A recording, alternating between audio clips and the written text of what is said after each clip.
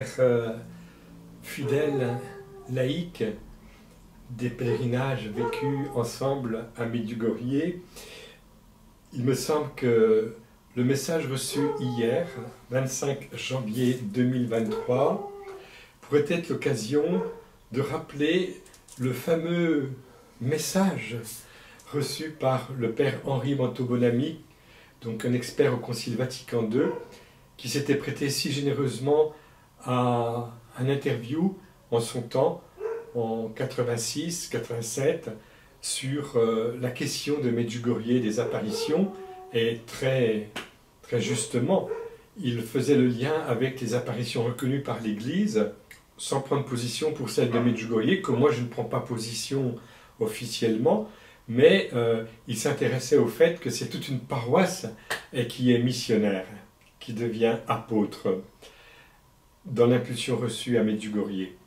Donc il ne s'agit pas, laissons ces débats aux spécialistes, même si on m'a demandé d'y travailler à Rome, à l'Académie pontificale mariale internationale, mais laissons ces débats, même si les 8 premiers jours sont en étude pour être reconnus officiellement. Allez, laissons tout cela. Reprenons bien ce que le père Manteau-Bonamy nous disait à l'époque, et c'est très important, car ce message est surprenant. Je le lis. Chers enfants, priez avec moi pour la paix, car Satan veut la guerre et la haine dans les cœurs et les peuples. C'est pourquoi priez et sacrifiez vos jours par le jeûne et la pénitence, afin que Dieu vous donne la paix. L'avenir est à la croisée des chemins, car l'homme moderne ne veut pas de Dieu. C'est pourquoi l'humanité se dirige vers la perdition. Petits enfants, vous êtes mon espérance. Priez avec moi pour que se réalise ce que j'ai commencé à Fatima et ici. Priez et témoignez de la paix autour de vous et soyez des personnes de paix. Merci d'avoir répondu à mon appel.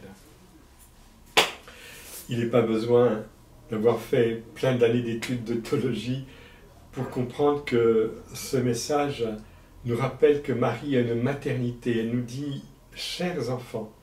Et c'est une maternité spirituelle. Elle est officiellement annoncée à la croix avec l'apôtre Saint Jean, le disciple bien-aimé. Et Marie a une relation pleine d'amour pour nous. Elle ne nous dit pas « mes enfants », elle nous dit « chers enfants ». Il y a toute cette tendresse que nous pouvons découvrir dans la relation d'une mère avec son enfant. Et elle nous dit « priez avec moi », ce qui veut dire que Marie, au ciel, vit une relation avec Dieu marquée par ce que nous nommons aujourd'hui la prière sur la terre. Mais la prière ne cessera jamais, car la prière, c'est le don de l'Esprit Saint qui nous met en contact avec le mystère de Dieu, le mystère des frères habités par Dieu, et qui finalement nous offre d'entrer dans les échanges du Père et du Fils dans l'Esprit Saint.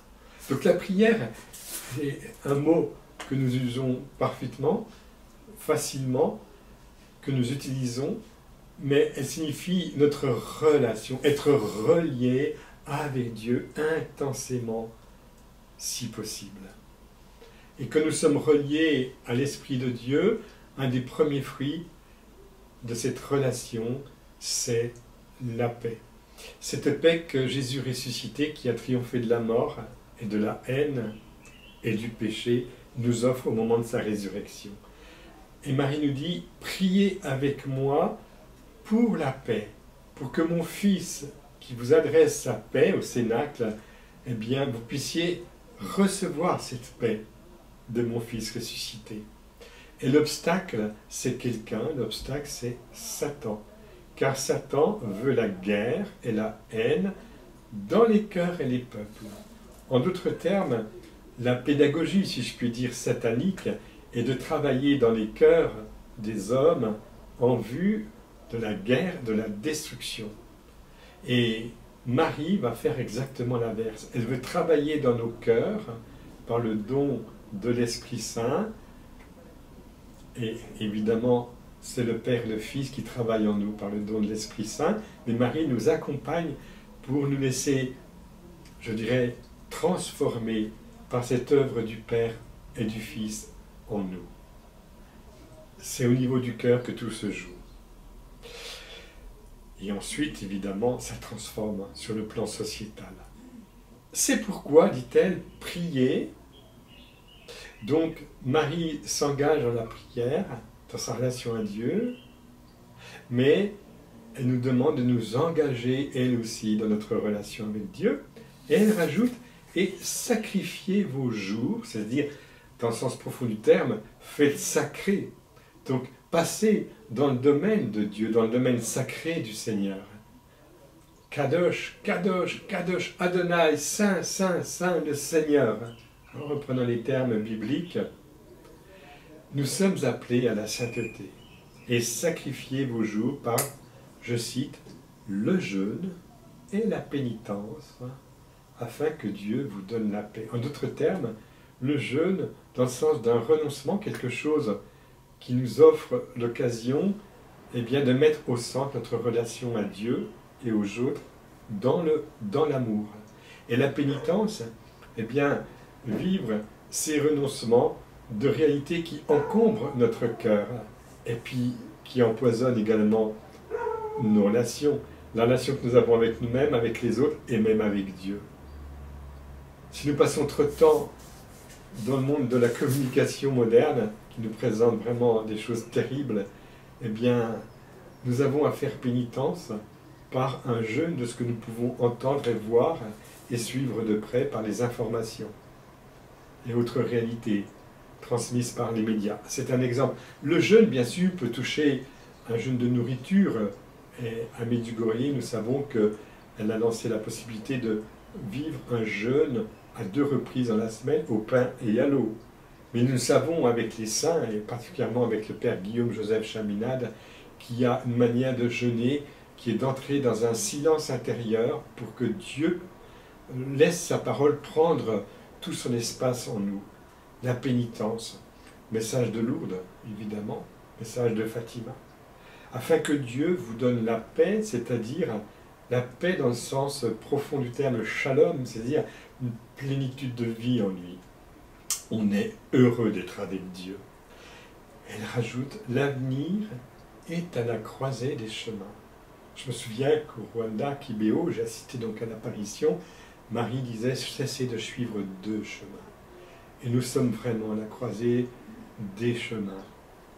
Et la parole de Dieu dans Deutéronome et dans d'autres textes nous dit, allez, tu as le choix entre la vie et la mort, entre le bonheur et le malheur, la bénédiction et la malédiction. Car l'homme moderne ne veut pas de Dieu. Et là, il est nécessaire de dire que la modernité, qui va démarrer avec les philosophes qui suivent Descartes, etc., cette modernité-là, qui imprègne totalement la pensée, ce n'est pas l'œuvre de Dieu, cette modernité-là. Marie n'est pas contre la modernité, contre le progrès technique, arrêtons. Mais Marie dénonce une approche de la modernité qui falsifie le rapport à l'homme lui-même, qu'on pense au gender, par exemple, au lobby, et qui falsifie le rapport à la création et puis aux hommes entre eux. Cette modernité-là, Marie la dénonce. C'est pourquoi, dit-elle, l'humanité se dirige vers la perdition. Il y a un objectif sens, diraient les formateurs en coaching et en entreprise, mais bien au-delà aussi dans l'accompagnement personnalisé. Quel est ton objectif sens? Et quel est l'objectif sens de Satan dénoncé par Marie? C'est la perdition. Alors, elle en rajoute, la Vierge Marie, après nous avoir dit « chers enfants », elle nous dit « petits enfants ». Et ce mot-là n'est pas à prendre à la légère. Nous sommes bien petits devant cette aventure, face à ce drame. Nous sommes des tout petits, mais nous sommes ses enfants.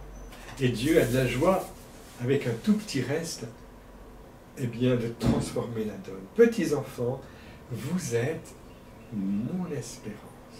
Arrêtons-nous sur ce mot espérance, parce qu'en fait, Marie mise sur nous avec la vertu de l'espérance. Et la vertu de l'espérance, elle ne l'a pas au ciel, puisqu'elle voit Dieu, elle voit tout en Dieu. C'est nous qui l'avons, cette vertu.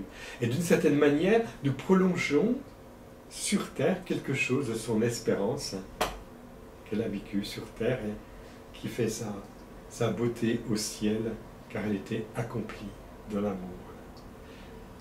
Elle nous redit, priez avec moi pour la seconde fois, mais cette fois-ci, elle précise, priez avec moi pour que se réalise ce que j'ai commencé à Fatima et ici. Alors là, c'est très fort. Merci Père Manteau Bonami d'avoir évoqué Fatima lors de l'interview il y a bientôt 40 ans. Toi qui étais un expert au Concile Vatican II comme théologien spécialisé en mariologie, et tu nous renvoyais à Fatima également, pas seulement à la rue du Bac, Pontmain, la Salette, etc. Eh bien, Marie fait du lien entre son message à Fatima, qui est un message extrêmement, on va dire, politique, et qui aborde des questions d'ordre international avec le problème des guerres mondiales. C'est la première qui doit s'arrêter, 14-18, et puis l'autre qui va reprendre si nous ne sommes pas fidèles à Dieu. Et cette menace liée au communisme russe, nous savons bien qu'avec les dégâts du communisme, des pays entiers vivent un drame. Je nomme la Chine en tout premier lieu, puis la Corée du Nord et puis tant d'autres pays. Il faut savoir que cet esprit de contrôle est terrifiant. Or Dieu qui nous aime n'est pas là pour nous contrôler, il est là pour nous enrôler, pour nous donner une mission d'amour, son amour à distribuer, à offrir, en nous laissant aimer par lui, et de cet amour même aimer le prochain. Voilà. Témoignez de la paix autour de vous, et soyez des personnes de paix. Je termine par là, parce que ça vaudrait le coup de tout reprendre sur ce thème de la paix. Au revoir mes amis. Merci de m'avoir suivi quelques instants. Soyez bénis.